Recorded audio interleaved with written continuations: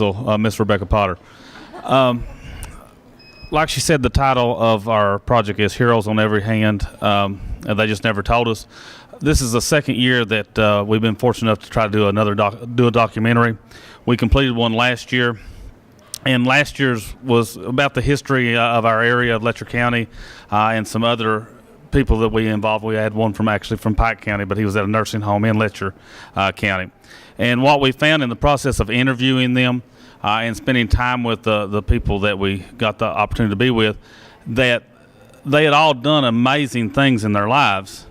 They just never really stopped to tell anybody how amazing that they were because they thought, out of their generation, they thought everybody did that. And it was really, for the children that were involved and participated, it really was eye-opening to them about how much they had how much these people had accomplished and how much of a pillar of a community, pillars of the community that they were, and just their attitudes and how they enjoyed life and how they always wanted to try to make a contribution to life and be something positive, but yet they never bragged about any of those things. So another part of this is also we're doing a documentary on how to create a documentary, and that was kind of the idea that KVEC and the director and associate director kind of wanted us to go through the process because they really liked this idea that we did last year and the finished product, and that they'd like to see other people maybe in time do it.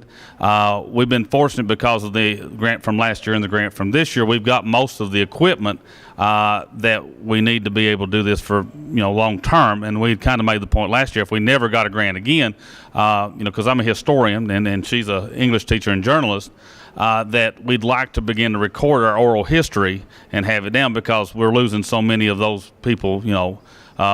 As all of us in this room were growing up, we heard all the great stories, and some of our elderly people are some of the greatest storytellers, oral historians that you would ever know. And we just never took the time to write any of it down, or even we had the opportunity to record it back in the day when you all can't remember cassettes. You're too young. But we had cassette recorders, and we could have recorded things. But we just, we took it for granted. They would always be there. We would remember the stories. And I think back now, I can remember parts of stories, but I can't remember all of it.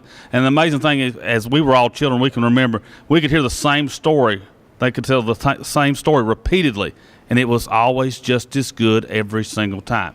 And that's what we want to do. We want to record that. We want to be able to let the generations that follow be able to see that and have a touch with our ancestry and kind of maybe in a time that society seems like it's becoming more degraded all the time, and that we're losing sight of our ancestry and the importance of the human condition, that perhaps they can look back to some people that come through some times much harder than what we face and understand that they had hope and they had felt good about life and they tried to contribute to life. And that's kind of what we're hoping to get involved. And we've already got what's that group? No, not AMI, but the Promise Zone. From the work that we did last year, the Promise Zone contacted Miss Potter, and her journalism class, four individuals is on their website now, or six, that we did interviews with and highlighted in the local community and stuff like that. So it's growing.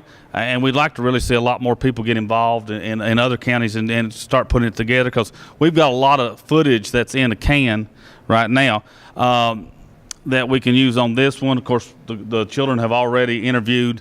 Last year we were novices. We didn't know what we were doing.